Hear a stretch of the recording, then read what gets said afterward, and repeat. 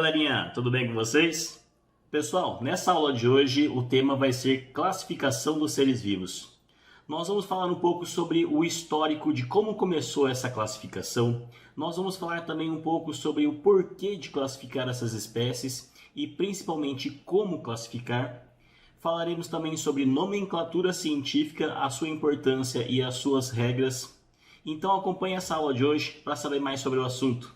Bora lá! Bom, pessoal, vamos começar a nossa aula falando sobre a classificação dos seres vivos. Bom, antes da gente falar propriamente da classificação, vamos entender uma simples pergunta aqui que eu coloquei para vocês do porquê classificar os seres vivos. E com isso a gente tem uma noção da importância dessa aula. Quando nós falamos em classificar os seres vivos, na verdade os homens, eles sempre tentaram fazer um sistema de classificação para tudo. E isso a gente consegue observar até mesmo na nossa vida. Quando a gente pega, por exemplo, para organizar a nossa mesa de trabalho, os estudos, então nós separamos algumas coisas organizando a nossa mesa. Colocamos reunindo num cantinho onde nós vamos colocar as canetas. Então a gente pega os livros, coloca num outro canto, as folhas de anotação, os fichários, as apostilas, os livros.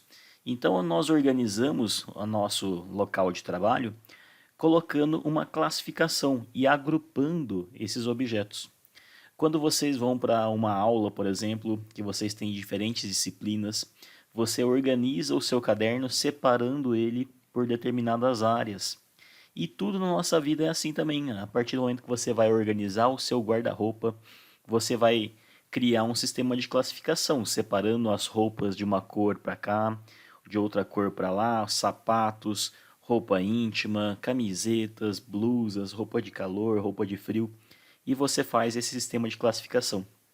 Então, quando nós classificamos alguma coisa, nós vamos separar ela e colocar ela numa ordem lógica. E assim também foi feito com os seres vivos. Todos os seres vivos existentes, eles foram sendo classificados de acordo com as suas proximidades de características, com os seus aspectos de vida, se eles podem ser aquáticos, se eles podem ser terrestres, se eles têm capacidade de voo. Então, sempre o homem buscou fazer uma classificação dos seres vivos. Além de deixar tudo organizado, ele também facilita encontrar um determinado ser vivo, né? Se você deixa, por exemplo, a sua mesa organizada, você sabe exatamente onde você procurar determinado objeto. Assim também são com os seres vivos.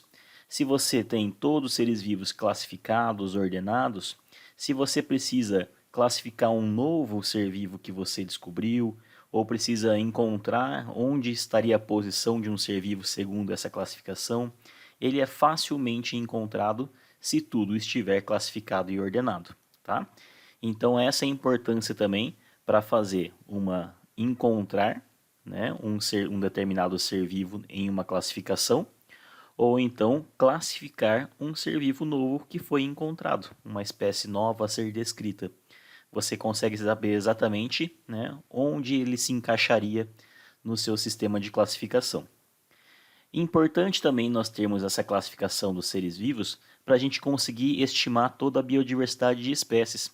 Como que nós vamos saber quantas espécies existem se nós não conseguimos organizar ela, classificar ela, colocar num sistema lógico, tá?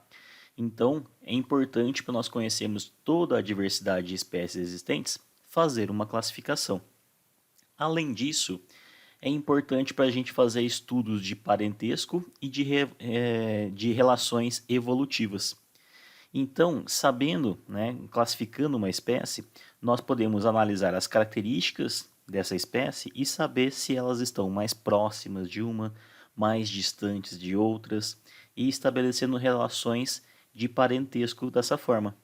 Além do que, esse sistema de classificação serve para a gente compreender como determinada espécie chegou ao ponto em que ela está. O que eu quero dizer com isso é como que a evolução atuou no sentido de desenvolvimento de todas aquelas características que essa espécie possui, tá? Isso seria estabelecer relações evolutivas, tá? De parentesco, como que a espécie ela evoluiu ao longo das gerações, como surgiu determinada espécie, de onde elas vieram, qual foi o seu ancestral em comum. Então, todos esses estudos que analisam a classificação dos seres vivos têm essas finalidades, tá? De estabelecer essas relações de parentesco, de classificação e de ordenação. Tudo bem? Bom, vamos lá então propriamente para o sistema de classificação. Como que esse sistema de classificação ele é feito? Por meio dessas áreas de estudo. A sistemática é a área de estudo da biologia que então ela visa organizar e classificar esses seres vivos. Então, é a sistemática responsável por fazer tudo isso. E como que a sistemática ela faz? Utilizando duas ferramentas, a taxonomia e a filogenia. A taxonomia, minha gente, é um processo que ela vai fazer de classificação realmente desses seres vivos. Então, ela vai analisar as características que são visíveis aos nossos olhos. Sejam essas características comportamentais, sejam essas características do formato de um corpo, né, de estruturas que estão presentes, presença de asa, presença de antenas. Então, é por meio dessas características visíveis é que a taxonomia ela busca estabelecer se uma espécie está mais próxima de outra ou não, e assim consegue determinar onde ela estaria numa classificação. Além disso, a taxonomia ela é importante para fazer a nomenclatura dessas espécies. Então, ela cria nomes científicos. Essa nomenclatura é importante porque cada indivíduo, cada espécie, ela vai apresentar um nome específico, né? É isso que quer dizer. Realmente, é um nome próprio dela. Então, nenhuma outra espécie vai ter o mesmo nome científico daquela outra. E isso é importante para a gente começar a caracterizar uma espécie e diferenciar elas das demais, tá? Então, a taxonomia é essa primeira área da sistemática que busca realizar essas diferenciações, né, e classificar aquela espécie dentro, né, de toda a biodiversidade existente. Já a filogenia, o que seria a filogenia? Ela busca também novos dados para se classificar na sistemática, tá? Só que esses dados agora elas vão apresentar uma relação evolutiva, tá? Coisa que a taxonomia não fazia. A taxonomia ela identificava se ela tinha características semelhantes ou distintas para encaixar ela numa classificação. Já a filogenia ela conta a história evolutiva. Então, esse é o papel. E como que a filogenia faz isso? Através de marcadores de DNA. Então, é através do sequenciamento de dados, pela análise de dados moleculares, coisas minuciosas, elas conseguem então estabelecer relações evolutivas entre a espécie. Se uma espécie A e B, por exemplo, né, que ela foi classificada aqui com a taxonomia, de acordo com as características que foram observadas, ele quer saber, por exemplo, se essa espécie A e B, elas tiveram um mesmo ancestral em comum. Quem tem esse papel de estabelecer se eles tiveram uma ancestralidade em comum? É a filogenia, tá? Então, olha como o casamento dessas informações obtidas pela filogenia e pela taxonomia, elas se complementam perfeitamente e com isso a sistemática ela fica cada vez mais complexa, mais robusta, tá? E mais precisa. Então essa classificação dos seres vivos que nós temos atualmente, ela não é simplesmente porque uma espécie é parecida com outra, que apresenta uma mesma cor, que apresenta o mesmo formato de uma estrutura. Elas também contam com histórias evolutivas que são invisíveis aos nossos olhos, contados através das diferenças encontradas no material genético. Tudo bem? Então essa é as áreas de pesquisas que participam então para se classificar os seres vivos. Continuando. Um breve histórico sobre a classificação dos seres vivos, né? Vamos contar um pouquinho de historinhas aí de como que a gente chegou no sistema atual de classificação desses seres vivos. Primeiramente, tá? O primeiro que começou a fazer essa identificação e separação dos seres vivos realmente até onde se tem, né, comprovações, datações de alguma coisa, foi Aristóteles, tá? Naquele tempo não tinha máquina fotográfica, então essa aqui é uma ilustração que a gente acredita serão mais semelhantes a ele, tá? Então, Aristóteles, né, o filósofo, ele começou a dividir entre, né, os seres vivos que seriam animais e plantas. Então ele criou esses dois grupões aí, né? Aí falou, isso é fácil, né, diferenciar o que é animal e o que é planta. Só que não foi tão simples assim, né, separar somente animal e planta. Ele foi criando dentro dessas categorias de animais e plantas outras categorias, né? E esses dois grupos eram os dois grupos maiores, né? Então ele só separou em animais e plantas e dentro de cada um desses grupinhos eles foram criando subcategorias ali, tá? Então foi um pouquinho mais complexo do que separar em o que é animal e o que é planta.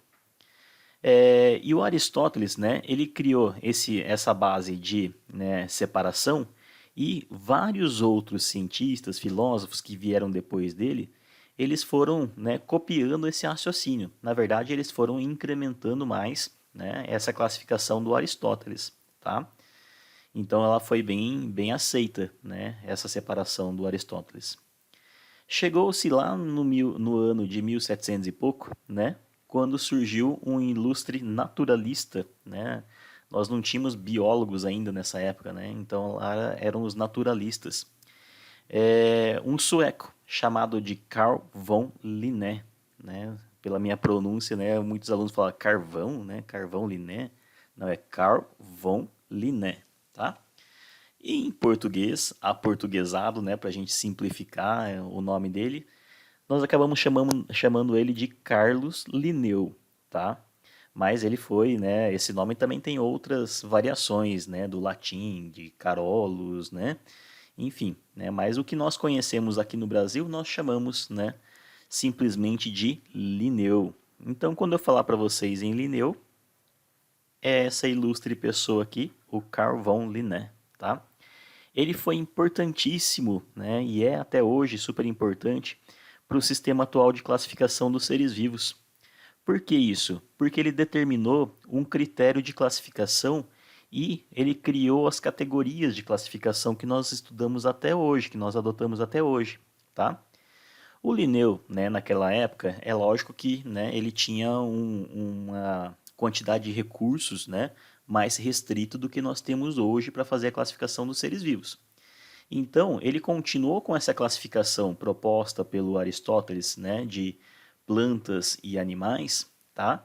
Só que dentro dessa categoria de plantas e animais, ele criou subcategorias que elas obedeciam uma ordem, né, lógica para a classificação, que é o que nós vamos ver agora, tá? Além disso, ele criou o sistema de nomenclatura para as espécies. Então, ele criou um padrão. Como que a gente vai dar nome a uma espécie?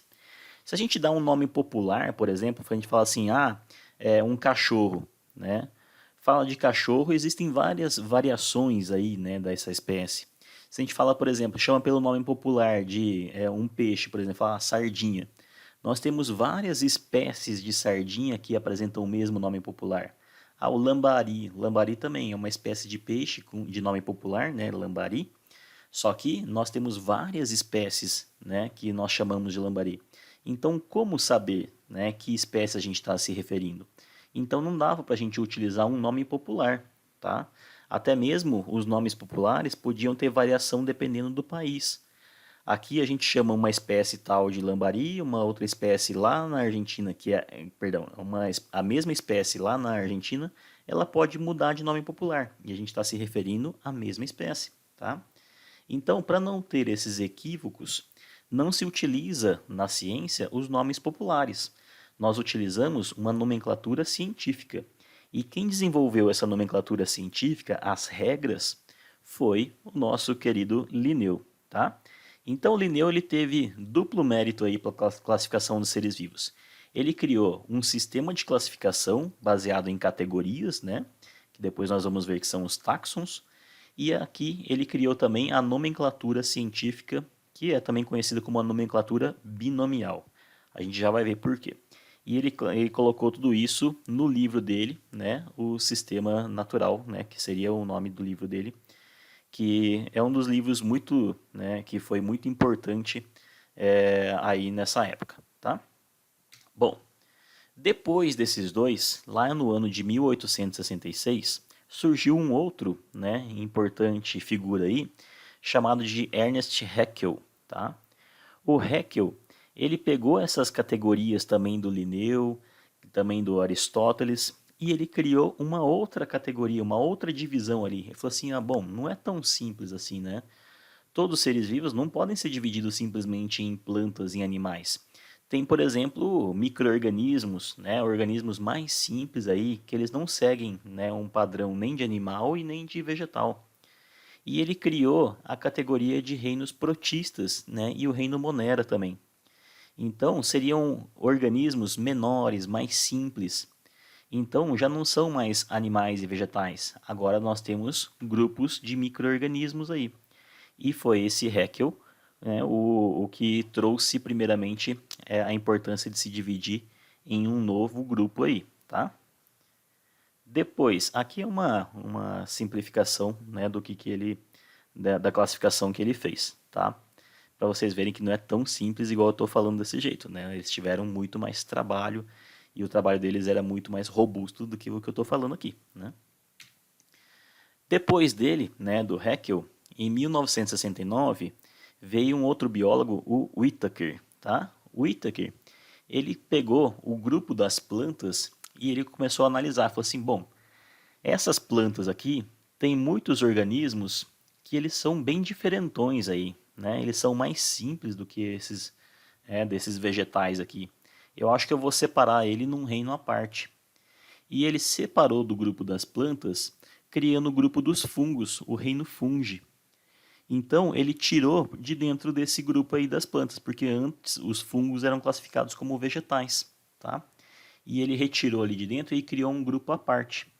E nós conhecemos atualmente como reino fungi, né? Que pertence aí aos fungos, que são os bolores, os mofos, os cogumelos, as leveduras, tá? Então, nós tínhamos uma conformação agora, né, mais próxima do que nós trabalhamos atualmente. O grupo dos protistas e moneras que foram criados pelo Ernest Haeckel, né, as plantas e os animais que já veio desde a época de Aristóteles e da época de Linneu, né, e os fungos agora criados pelo Whittaker. Depois disso, em 1977, o Voese ele criou ainda três, né, grupos diferentes aí, tá? Só que agora não é dentro dessa classificação que o Linneu fez. Eles seriam grupos mais abrangentes, tá? Então eles viriam antes ali, né, abrangendo uma maior quantidade de espécies ali dentro.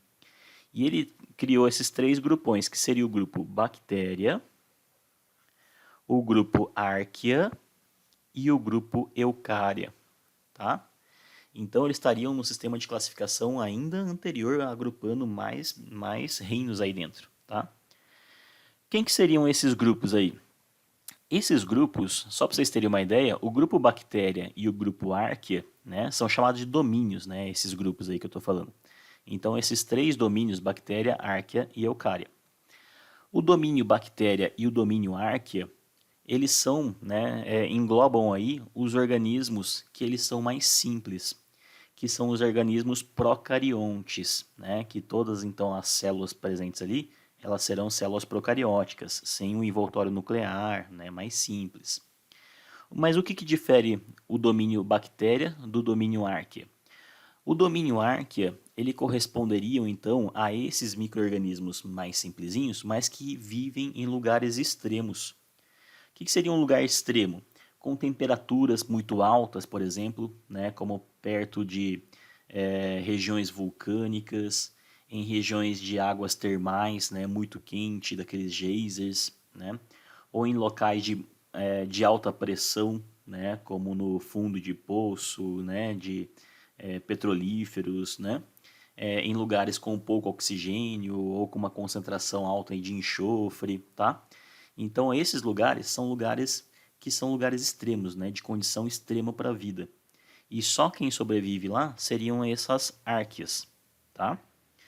E o grupo bactéria seriam o restante, né, dos protistas que não vivem em locais extremos. Então o restante do grupo dos Monera ali, né, das bactérias, tá? Então, tanto bactéria quanto árquea seriam os protistas. E depois todo o resto, né, seria o grupo dos Eucária, que aqui dentro estariam também então o reino dos fungos, tá? O reino das plantas, o reino dos animais, todo o resto, tá? Que são eucariontes. Eles estariam dentro do domínio Eucária, tá? E o bactéria e arquea são os procariontes. Bom, continuando aí.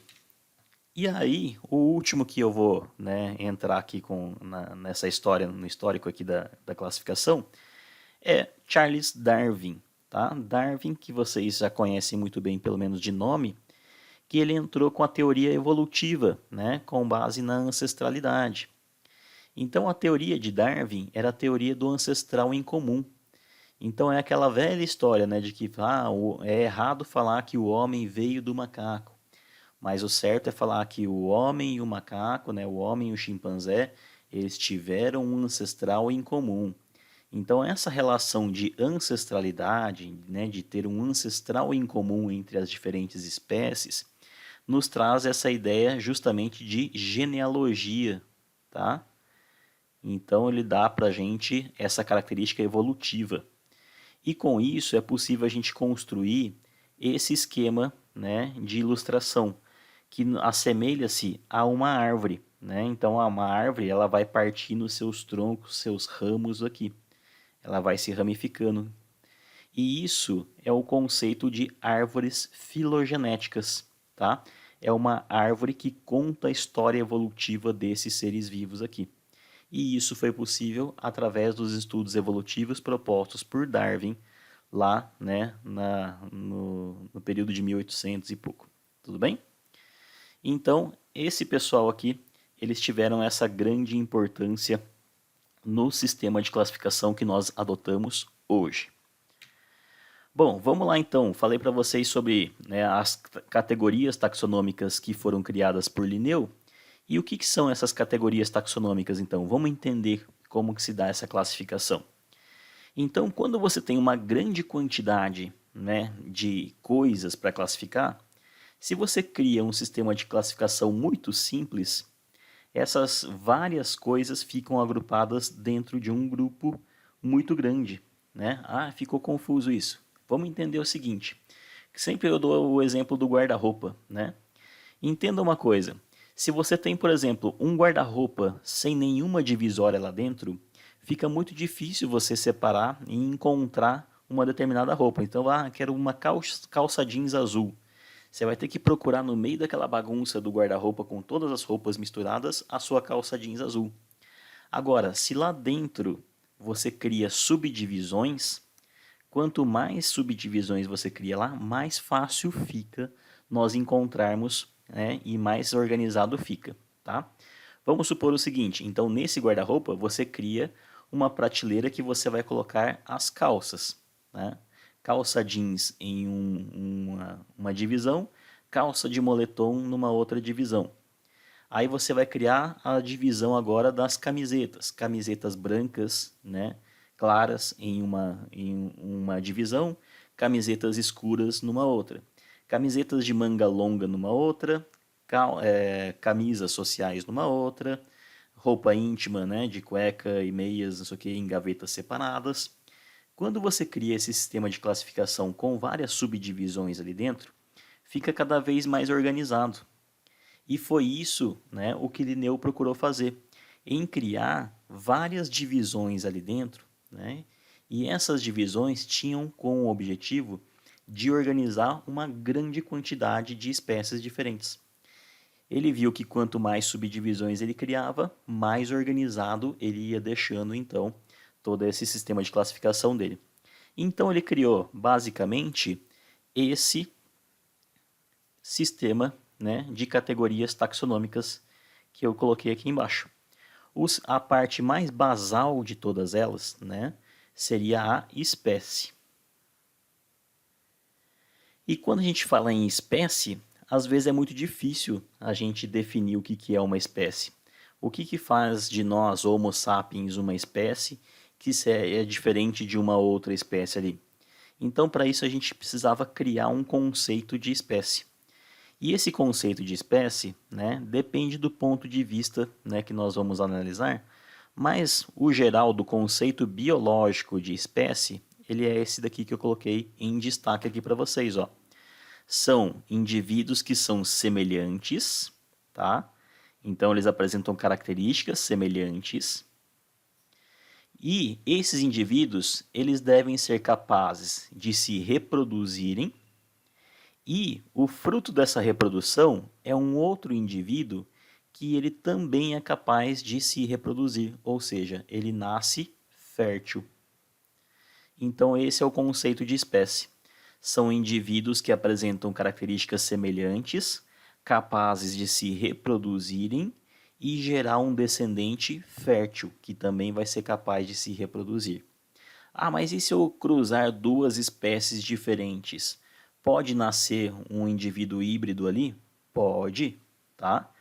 Ah, mas você falou que então eles não têm que ser capazes de se reproduzir, e aí eles se reproduziram. Sim, mas esse indivíduo híbrido, ele vai ser o quê? Infértil, tá? Então, se você tentar cruzar espécies diferentes, pode ocorrer deles terem realmente uma capacidade de se reproduzir e gerar um filho. Só que esse filho não vai ser fértil, tá? Aí cai nesse conceito de espécie. Para ser a mesma espécie, tem que ser capaz de se reproduzir e gerar um descendente fértil, tá?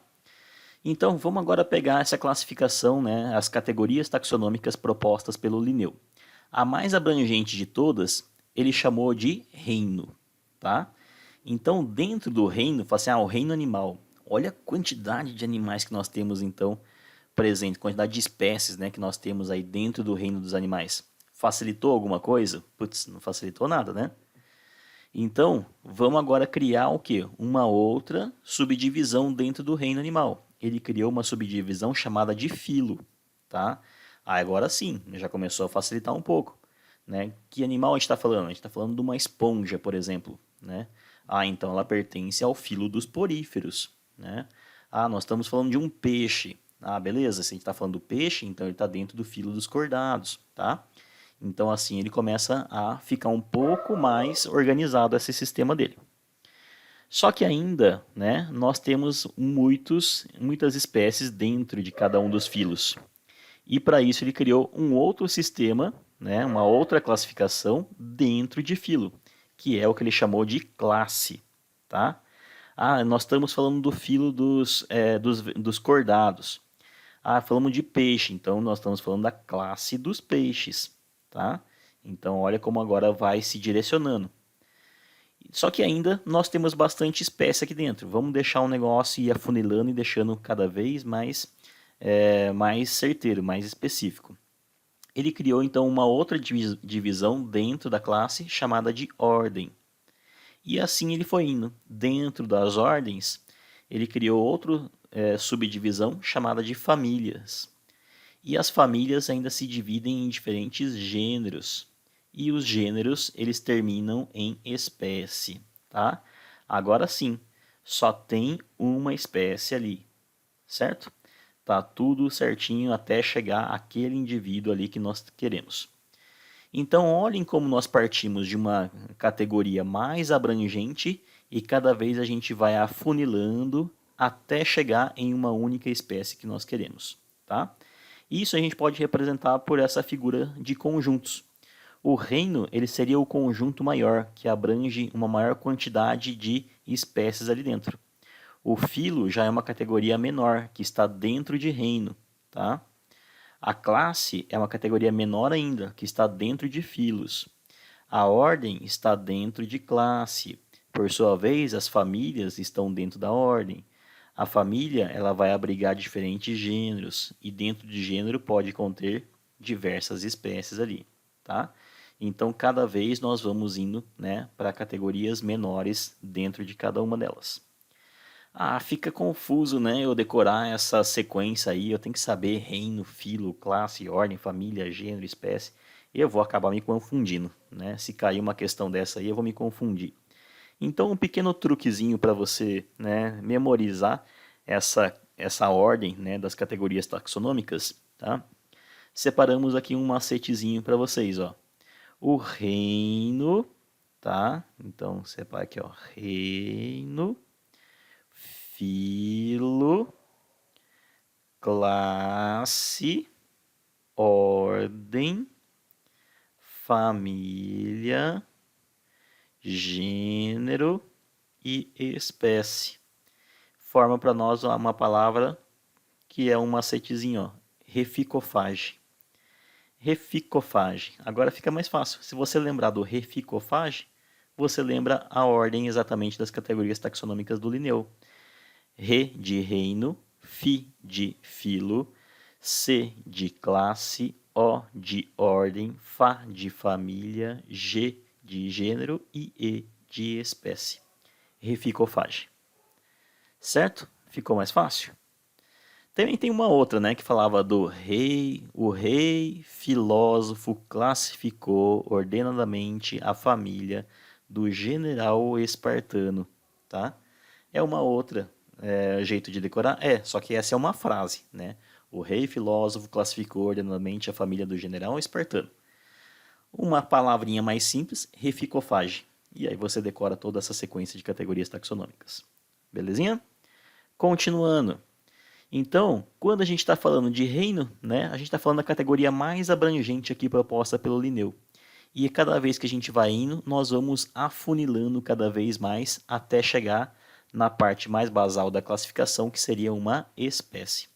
Então, cada vez que nós vamos caminhando nesse sentido aqui, ó, indo em direção às espécies, as características vão ficando cada vez mais em comum com os indivíduos que a gente quer comparar. Como assim, professor? Se eu comparar, por exemplo, aqui, ó, uma espécie A e uma espécie B, que elas são da mesma classe, e eu comparo uma outra espécie, né, C, com uma outra espécie D, quem vai apresentar obrigatoriamente as maiores semelhanças entre eles? Tá? O que eu quero dizer? A e B são mais próximos um do outro? Ou C e D são mais próximos um do outro? O que vocês acham aí? Se eu pegar, por exemplo, eu falo que A e B eles são da mesma classe, beleza, então eles pertencem ao quê? Eles pertencem ao mesmo reino, ao mesmo filo e à mesma classe, tá? Só que depois eles vão se dividir e separar. Então eles são de ordens diferentes, de famílias diferentes, de gêneros diferentes e de espécies diferentes, tá? Já se eu falo a espécie C e D, elas são da mesma família. Então, de novo, elas vão ser o quê? Do mesmo reino, do mesmo filo, da mesma classe, da mesma ordem e da mesma família. E aí depois elas separam aqui. Aí elas serão de gêneros diferentes e de espécies diferentes. Então, quem vai apresentar as maiores semelhanças? A com B ou C com D? Tempo para pensar. Pronto? Quem é mais semelhante entre si? A resposta é C com D. Tá? Por quê? Porque eles serão do mesmo reino, do mesmo filo, da mesma classe, da mesma ordem e da mesma família. Quer dizer que aqui, essas características elas vão ser cada vez, né, ter mais coisas em comum até chegar na família. E daqui elas vão se divergir. Já A e B, elas começaram a se divergir muito lá para trás, ó, desde classe. Tudo bem? Então, a gente fala que quanto mais próximo da categoria de espécies elas estão, mais semelhantes elas serão entre eles, tá? Por isso que eu coloquei para cá, ó, essa flechinha de similaridade, tá? Quanto mais para baixo nós estamos indo, mais similares elas serão, tá? Bem tortinha essa seta que eu fiz, né? Mas tudo bem. Entenderam essa situação? Só para a gente ter certeza que vocês entenderam, uma outra analogia que eu costumo fazer com os alunos. Vamos supor que você faz uma compra aí pela internet de um determinado produto, né? Se você coloca ali para entregar na sua casa, né? Você coloca lá, beleza, eu comprei um iPhone, né, novo aí, quero que entregue aqui na minha casa. Aí você coloca no endereço, Brasil. Beleza, né? Eles vão entregar, vão te achar no meio ali, né, de 190 milhões de habitantes lá, vão achar vocês ali, né, exatamente quem é você ali para te entregar o seu iPhone. Não dá, né? Então se você coloca simplesmente aqui, ó, Brasil, né? Você coloca ali o país, né? Serve para alguma coisa? Ah, serve porque eles não vão te mandar para o iPhone, o seu, para a Argentina, né? Eles vão te mandar para o Brasil, mas vai chegar até você? Dificilmente, né? Beleza, então vamos criar uma outra categoria, né? Vamos deixar cada vez mais específico, né, o negócio para chegar o iPhone na minha mão. Então eu vou colocar ali o estado que eu tô, né? Então agora eu ponho o estado. Eu tô no estado de São Paulo. Beleza, né? Agora já melhorou, pelo menos não vão te querer achar você lá no Maranhão, tá? Mas aí mesmo assim tá difícil, né? Então a gente coloca o que no endereço? Vamos colocar a nossa cidade, tá? Então dentro do estado de São Paulo nós estamos na cidade de Botucatu, né? Ah, beleza. Então vão me procurar aqui em Botucatu, né? Não vão me procurar em Bauru, em Sorocaba, enfim, né? Mas mesmo assim, né? Ainda é difícil de achar, gente. Vamos então deixar um negócio mais, né, específico ali. Vamos colocar, né, a nossa rua ali, né? Colocamos a nossa rua, tá? Coloquei o nome da rua, beleza, né? Já sei que rua procurar, né, para entregar o iPhone. Só que não facilitou muito, né? Vamos colocar então o número da nossa casa. Ah, achei agora o número da casa. Beleza, eu vou entregar ali, tá? Mas vamos supor que você mora numa república de estudantes, né? Você está cheio de amigos ali, né? E aí chegou sem o nome, né? Sem o seu nome. Ou então, você mora numa família, né? Chegou com o nome o sobrenome só, né? Chega lá pro Silva, né? Aí beleza. Quem do Silva encomendou ali, né? Então você coloca o sobrenome só ali, ó. Tá? Ainda tem mais gente ali dentro. Então você coloca agora o seu nome, tá? Quando você coloca esse sistema de classificação que deixa, né, certinho pro correio te entregar para a pessoa certa naquele local, aí você chega exatamente em quem você quer. Por isso que essa classificação do Linneu, ela seguiu uma ordem e seguindo categorias taxonômicas aqui dentro, né, para criar certinho um sistema de achar aquela espécie, tá? E ela conseguir também abrigar uma grande diversidade de espécies. Tudo bem? Bom, continuando. Agora vamos passar para um exemplo aqui, ó, tá? Eu quero classificar o urso aqui, ó. Eu quero pegar essa classificação, né, do urso negro, tá? Então eles estão dentro do domínio, tá, dos Eukarya. Beleza, estão todos eucariontes aqui, né? Até fungo tá aqui no meio né, desse domínio Eukarya. Vai ajudar alguma coisa? Putz, vai ajudar bem pouco, né? Então vamos partir para uma categoria dentro do domínio. Vamos partir para reino, tá? Agora eu estou falando do reino dos animais. Ah, já começou a ajudar um pouquinho, né? Então vamos lá, vamos deixar mais específico. Vamos para o filo dos cordados. Bom, já melhorou mais um pouquinho. Vamos partir para a classe. Que classe pertence o urso? A classe dos mamíferos. Tá melhorando. Vamos para a ordem. Ordem dos carnívoros. Ótimo. Vamos para a família. Dentro da família dos Ursidae. Vamos para o gênero. Gênero ursos. Tá? E dentro do gênero ursos ainda vão ter outras espécies. Então qual espécie eu estou falando? Eu estou falando do ursos americanos, que seria então a espécie em questão, que é o urso negro, tá? Agora só tem um ursos americanos e a gente sabe que é esse caboclo aqui embaixo. Tudo bem? Bom, aqui você pode ver, à medida que a gente vai andando, a gente vai diminuindo a variabilidade, porque a gente vai ficando cada vez mais próximo de uma espécie só, tá? E só para complementar essa parte aqui, ó, vamos fazer a nossa classificação, a classificação dos seres humanos, tá? Nós estamos dentro do reino dos animais. Se a gente colocasse o domínio aqui, seria domínio Eukarya também, tá? Então, dentro do reino dos animais, dentro do filo dos cordados, dentro da classe dos mamíferos, dentro da ordem dos primatas, dentro da família Hominidae, dentro do gênero Homo, e nós somos a espécie Homo sapiens. Tá? Você pode ver também escrito por aí que nós somos a espécie Homo sapiens sapiens. Tá?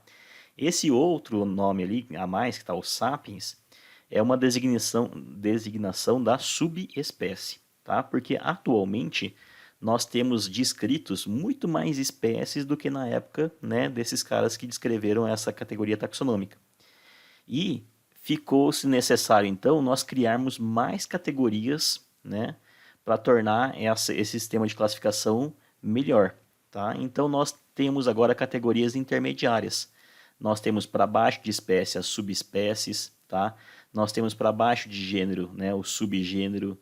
Nós temos para baixo de família as subfamílias, as subordens, subclasses, subfilo, tá? Assim como nós temos categorias também um pouco acima, né? Nós temos o supragênero, né, as superfamílias, as superordens, né, as superclasses, tá? Então nós temos outras categorias agora intermediárias, mas a gente não vai ficar citando elas agora para não confundir a cabeça, porque nesse momento é importante a gente entender as categorias taxonômicas de origem, tá? E, bom, falamos das categorias taxonômicas, vamos falar da outra coisa que Linneu contribuiu, que foi com a nomenclatura científica, dar nome às espécies. Não é tão simples assim, vamos escolher um nome qualquer e dar para essa espécie, tá? Vamos botar por número, muita gente fala assim, vamos chamar por número, né? Muito mais fácil, número 5, número 6, número 7, né? Mas não, né? O Linneu criou um sistema de classificação e um sistema de nomenclatura. Esse sistema de nomenclatura também é conhecido como um sistema de nomenclatura binomial, tá? Por quê? Porque são compostos por dois nomes. E como que é isso? Então, ó, ela foi proposta primeiro, né, por Gaspar Balrin, e ela foi formalizada no ano seguinte, né, pelo Linneu, tá? Então, a proposta formalizada do Linneu, então o crédito vai para o Linneu. Esses nomes, eles têm que ser do latim, né? Então, a língua principal seria no latim. Se não for no latim, tem que ser latinizado, tá? Tem que ser transformado para o latim. Esses nomes aí, por que o latim? Né? Para não favorecer nenhum país específico. Né? Então, não vai ser em inglês para não favorecer os países de língua inglesa. Não vai ser em francês para não favorecer a França, e assim por diante. Tá? Então, resolveu-se fazer no latim, porque o latim era uma língua morta, né? Não era uma língua mais utilizada, e ele resolveu, né, fazer assim. Então, a primeira regrinha, né, tem que ser latinizados e tem que ser binomial, porque o próprio nome fala que é uma nomenclatura binomial. Né? Então, são dois nomes.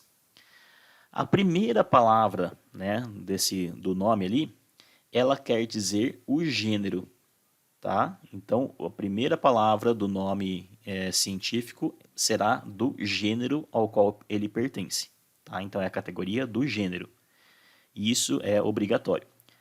E a primeira letra dessa palavra do gênero, ela tem que ser maiúscula, tá? Começa com maiúsculo, sempre, tá? Pode escrever tudo em maiúsculo? Não, só a primeira letra, tá?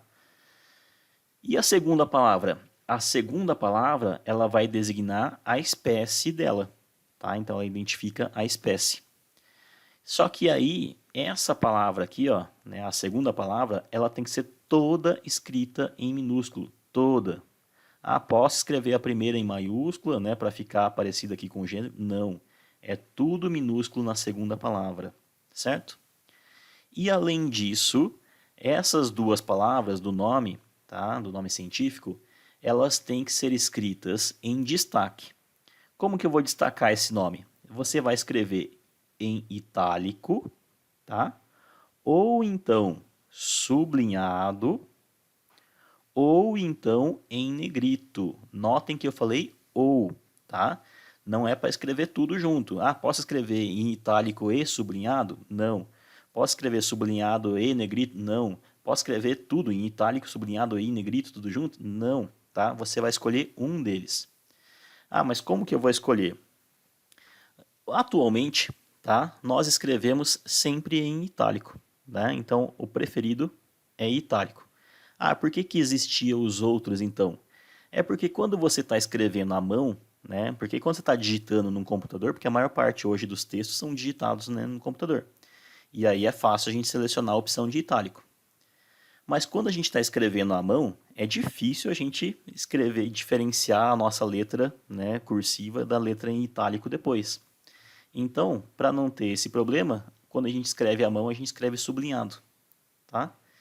Em negrito. Em negrito também, quando você está escrevendo à mão, é difícil, tá? E quando se escrevia antigamente em máquinas de escrever, não tinha opção de escrever em itálico, tá? Mas tinha a opção de escrever o quê? Em negrito. Então, quando, né, os textos eram todos datilografados em máquinas de escrever, escreviam-se os nomes científicos em negrito. Quando você está anotando à mão, né, você escreve sublinhado. E quando você está digitando no computador, você escreve em itálico.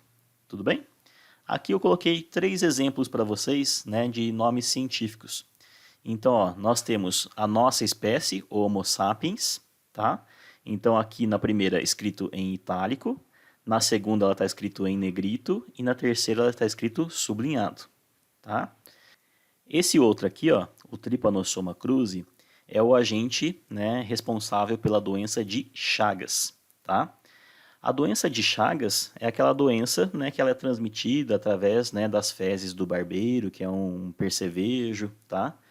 E aí ela pode causar uma cardiomegalia, um inchaço do coração, tá? Ela foi, esse protozoário aqui, tá? Ele foi descrito por um médico, tá? E ele batizou o nome desse protozoário com o nome do amigo dele, né? Que era Oswaldo Cruz. Quem descreveu, né, essa espécie de Trypanosoma foi o Carlos Chagas.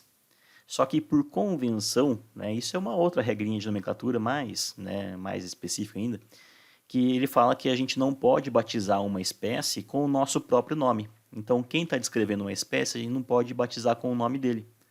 Mas você pode homenagear uma pessoa, tá? Então, nesse caso, ele homenageou, né, um outro médico sanitarista conhecido dele, que era Oswaldo Cruz. Então, ficou como Trypanosoma cruzi, tá? Então, a homenagem vai sempre no nome específico ali, ó, né, da espécie. E aí ele colocou isso aqui. O I simboliza que é o nome de um homem, tá? Então, significa que esse cruz aqui, ó, é homenagem a uma pessoa do sexo masculino, é o I. Se fosse mulher, seria terminado em AE, tá? Então, cruzi, né, em homenagem a Oswaldo Cruz, tá?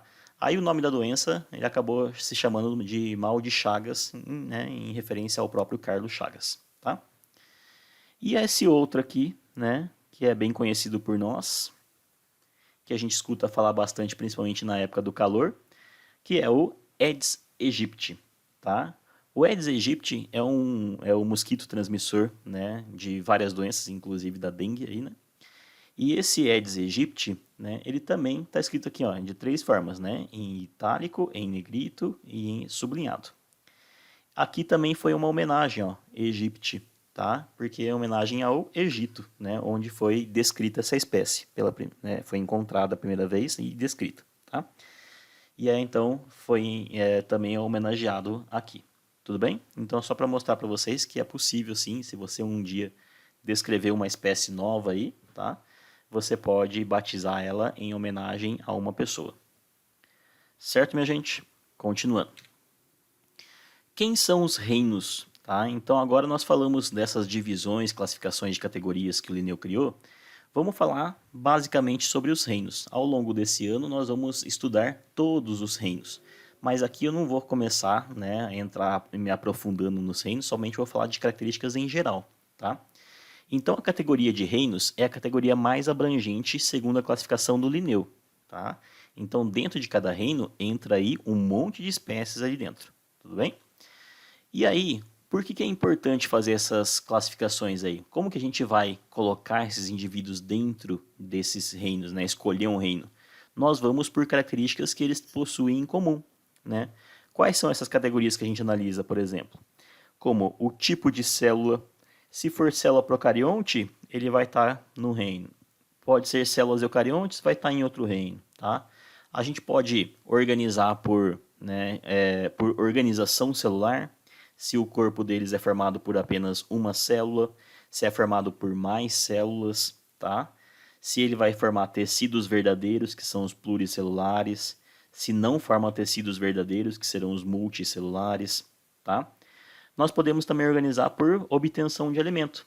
Se eles são capazes de produzir o seu próprio alimento, né, como os autótrofos, né, os que fazem fotossíntese, por exemplo, né, ou os heterótrofos, que não são capazes de produzir o seu próprio alimento, que eles vão consumir já a matéria orgânica já feita, né? já produzida por um outro ser vivo. Tá? Com relação à obtenção de energia, se eles são capazes de fazer a respiração, ou seja, aeróbios, ou se eles não fazem a respiração, né? Então eles serão anaeróbios, né? Vão fazer quimiossíntese ou fermentação, tá? E nós também podemos classificar conforme a reprodução, se eles serão assexuados ou sexuados, tá? Então, quando a gente classifica em reinos, nós vamos ter que analisar algumas características, tá? Para poder reunir ele dentro desses reinos. São características mais simples, né? Características mais abrangentes aí, tudo bem? E desses 5 reinos aí, vamos só saber, né, falar aqui para vocês rapidamente quais são esses reinos. O primeiro, né, reino que a gente vai estudar, né, dentro desses seres vivos é o reino dos moneras. Quem são esses reinos dos moneras? Incluem aqui, ó, as bactérias e as cianobactérias. Tudo bem? Então, só para rapidamente eu diferenciar para vocês, a diferença de bactérias e cianobactérias, basicamente, tá? Diferença. Basicamente, é que as cianobactérias elas serão autótrofas, ou seja, elas conseguem produzir o seu próprio alimento, e as bactérias serão heterótrofas, tá? E as semelhanças entre elas que classificam ela dentro do reino dos moneras é que elas serão as duas unicelulares, elas serão as duas procarióticas, tá? As duas com reprodução assexuada, tudo bem? Já o reino dos protistas, né, que vai ser o segundo reino que a gente vai estudar, aqui incluem as algas e os protozoários, tá? Novamente, a diferença entre eles. Algas serão autótrofas, protozoários serão heterótrofos, tá? Em comum, né, eles podem ser, eles serão eucariontes, tá? Uma outra diferença também, que aqui os protozoários são todos unicelulares e as algas podem ser multicelulares, tá? Existem algas unicelulares e multicelulares, tá? Depois a gente vai estudar o reino dos fungos, tá? Dentro do reino dos fungos, nós ainda vamos ter, tá? Fungos que são unicelulares, como o caso das leveduras, e nós teremos fungos que são multicelulares, como esse caso dos cogumelos, né? Como os bolores, enfim. Todos os fungos eles serão eucariontes e todos serão heterótrofos, tá? O reino depois seguinte vai ser o reino das plantas. Aqui a característica, né, em comum das plantas é que todas serão autótrofas, todas serão eucariontes, todas serão pluricelulares, tá? E aqui no reino dos animais, que é o último que nós vamos estudar, todos serão eucariontes, todos serão heterotróficos, tá? Todos serão pluricelulares. Então, esses são os 5 reinos que nós vamos estudar. Reino monera, reino protista, reino fungi, reino plante e reino animalia. Certo? Só para resumir o que eu falei isso para vocês, coloquei um quadro, né, para ficar mais didático e mais simples para vocês terem aí, né, para estudarem, tá? Então, o reino monera, eles serão todos procariontes e todos serão unicelulares. As bactérias, elas serão heterotróficas e as cianobactérias autotróficas, tá? Exemplo, então, bactérias e cianobactérias. O grupo dos protoctistas, eu pus aqui, ó, protoctistas, né, diferente do que estava antes escrito protistas, é só para simbolizar que quando nós escrevemos protoctistas, quer dizer que nós estamos incluindo as algas, porque antigamente as algas eram classificadas lá no reino das plantas, tá? E depois viram-se que as algas eram diferentes, porque elas não formavam tecidos verdadeiros, né? Então foi passado aqui para o grupo dos protozoários, tá? E aí nomeou-se de grupo do reino dos protoctistas. É a única diferença aí, mas é fácil de entender.